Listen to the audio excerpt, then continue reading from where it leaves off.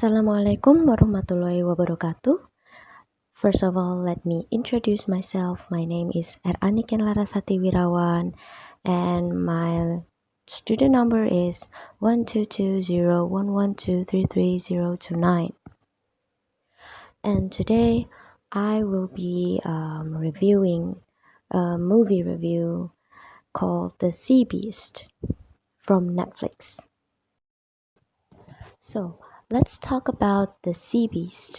The title itself, we can imagine the sea beast is about a big creature inside of the big ocean, a creepy creature that will attack human like that, right? So let me tell you about my review about this movie. The Sea Beast, a very beautiful animation, cinematography, and story that makes you nervous, in awe, or even getting more and more curious about the next scene. There's a few movies that I can see from the Sea Beast movie, like I can see a little bit of Moana and Pirates of the Caribbean, and also How to Train Your Dragon. It also has elements that will be familiar to families around the world. The story is also very interesting for adults and kids. We can even discuss it with our family. What I like beside the beautiful animation and story is the fact that it doesn't underestimate or talk down to kids. You can be a hero and still be wrong.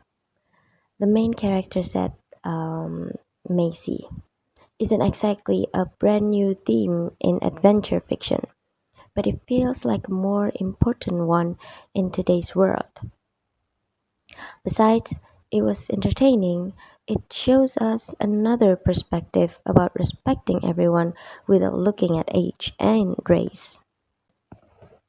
Chris William, who co-directed Big Hero 6, of course you know Big Hero 6, and Moana as well, makes his confident solo debut with a script he co-wrote with Neil Benjamin that subverts classic seafaring adventure mythology.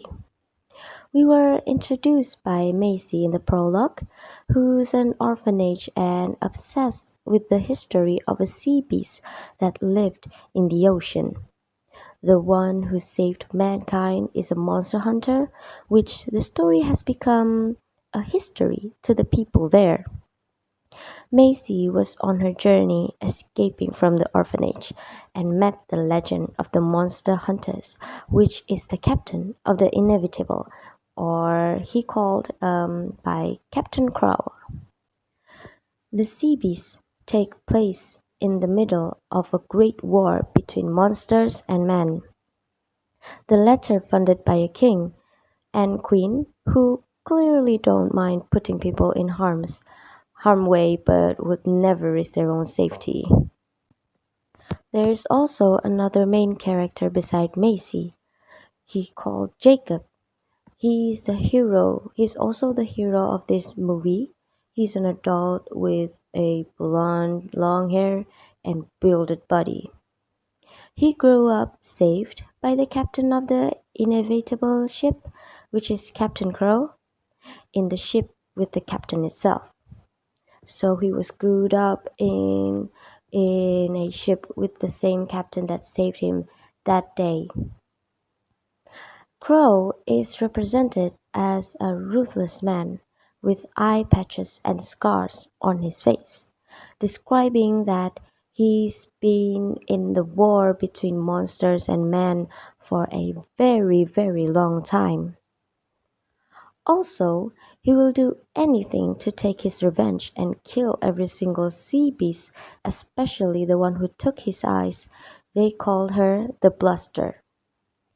After all the conflict, Macy and Jacob finally realize that the war between man and monster is just a myth, a lie from the greed of the king and the queen. So for me, I really enjoy every single thing, even the animation, the cinematography, and the storyline. But I really wanted to know more about other monster besides the main monster that they show us in the movie.